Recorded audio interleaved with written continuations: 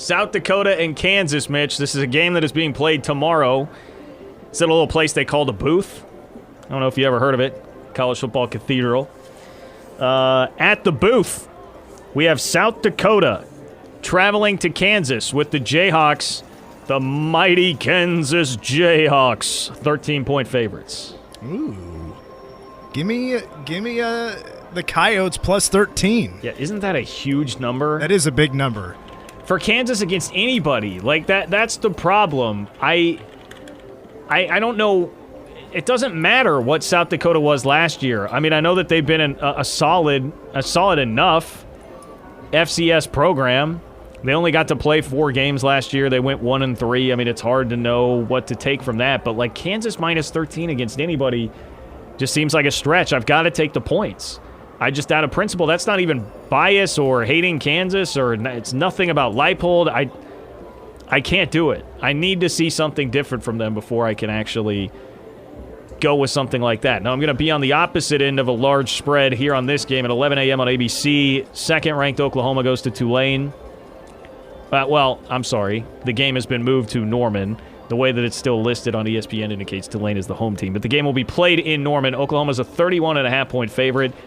Like, my heart breaks for Tulane. That's incredibly rough that they're having to deal with this type of thing again after a COVID year last year. I just think Oklahoma's going to roll them. Oklahoma, I think, will be fired up. They've got this great offense. They need to prove all these preseason expectations right. And it's a distracted Tulane team. So that one, to me, does make sense. I think Oklahoma will win by 38, 40. Well, the spread 31.5, and I would take Oklahoma to cover that. All the research I was doing was say they could be up 31 points by halftime. Tulane isn't that great of a team, and they're going through a ton of stress right now, having to move around to Huntsville, Alabama for practice. Wait, so are you telling me you're the one snorting Adderall and doing research now? Just a little bit. Okay. All right. Just a little. Just see how it I feels. also covered that story a couple days ago. All right. Let's save K-State Stanford for last. 2:30, West Virginia and Maryland. West Virginia -3. This is a game where I really like West Virginia. I'm bullish on West Virginia this year. I love the defense. I love Letty Brown. I think Jarrett Dagey is at least serviceable at quarterback. And I think Neil Brown is a phenomenal coach. So I think West Virginia is going to be like an 8-4 team this year.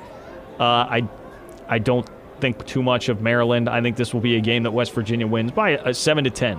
I'm going to take West Virginia here to cover. Yep, I would agree. That's a -3 for West Virginia. I'll take it. Well, can you disagree with me? Well, you want it all Big 12? I mean, kind of. Some of these are kind of gimmies. All right, well, I don't have a line on Northern Iowa and Iowa State. If there were one, give me the Panthers. Give me the Panthers. Okay, I'll disagree with you on that one.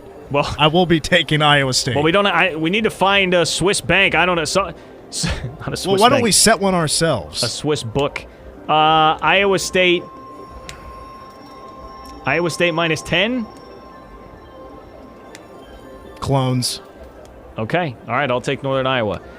Iowa State always has that early season stumbling block. It may not be a loss. Northern Iowa has really pushed them in years past.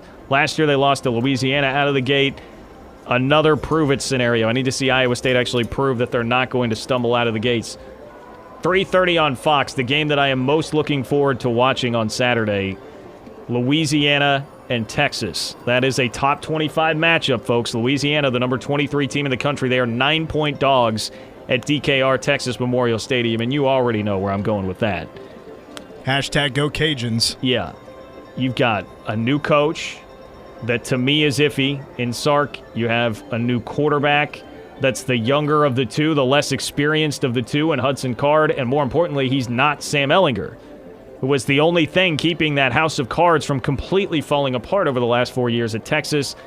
I'm going to take Louisiana to cover. I don't think they'll win, but I think that's going to be a really close game. Sorry to disappoint you again, though, but I feel the same way. Covering will be Louisiana, and I agree Texas will win the game. All right, 6 o'clock on ESPN at NRG Stadium at the NERG. Texas Tech in Houston. Tech is a 1.5-point favorite. That's it was 1 yesterday. I'm now seeing 1.5 for Texas Tech here. This is a painstaking one for me. I'm going to roll Tech. But that's really just some Big 12 optimism speaking. You know, there's so many mixed reviews on Shuck, the kid from Oregon who transferred in and is playing quarterback there at Tech, as to is he an elite NFL prospect or is he just a dud Oregon reject? I'm going to have some faith in Matt Wells, and I think a lot of that is just me listening to him for a long time in Arlington and Big 12 Media Days. So I would not take this one to the bank, but I'll pick Tech to cover. You know what? I'll take Houston to win the game.